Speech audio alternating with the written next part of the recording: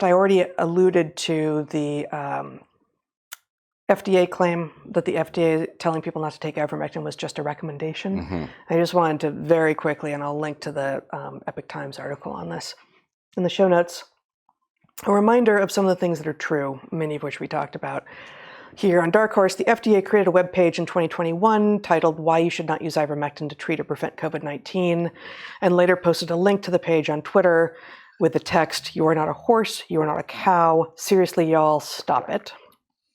It was the y'all that really made that tweet. Y'all, yeah. A second Twitter post from the FDA was, "Hold your horses, y'all. Ivermectin may be trending, but it still isn't authorized or approved to treat COVID-19. And on a separate page, the FDA stated, Q, should I take ivermectin to prevent or treat COVID-19? A, no. Okay, so that, and we have heard from many doctors and have experienced that doctors were, shunned and scared into not writing ivermectin prescriptions at all. And those who did were being told by pharmacists, by their patients, that the pharmacist would not fill them. So that was because the FDA had this, shame and fear campaign going on. But from one of the government's lawyers, quote, "The cited statements were not directives. They were not mandatory. They were recommendations. They said what parties should do. They said, for example, why you should not take ivermectin to treat COVID-19. They did not say you may not do it, you must not do it. They did not say it's prohibited or it's unlawful.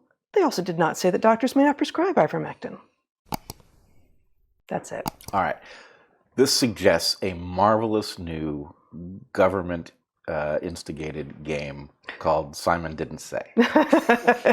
Yeah. Actually, and Malone has predicted that we would soon be hearing a great chorus of, well, we didn't force you to take the vaccines, which I believe is coming as well. Yeah, and I ran into even more sort of Hollywood and entertainment royalty this week who, last year mostly, not recently, but got on the vaccine bandwagon and either strongly urged people or said yes to mandates. People like George Clooney and Dolly Parton, who are, widely beloved.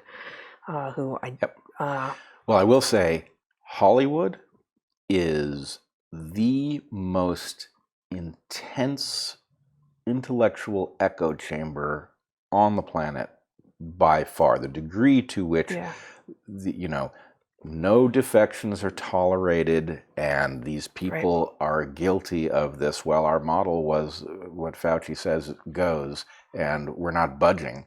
The degree, I saw, I guess it was a recent interview in which George Clooney was questioned about. No, that's. I think somehow that's doing the rounds again, but that's from 2021. Oh, it is? Okay. Mm-hmm. Well, then hopefully George Clooney, who I like and respect, is smart enough to have seen through this by now. If not, George, look back into it.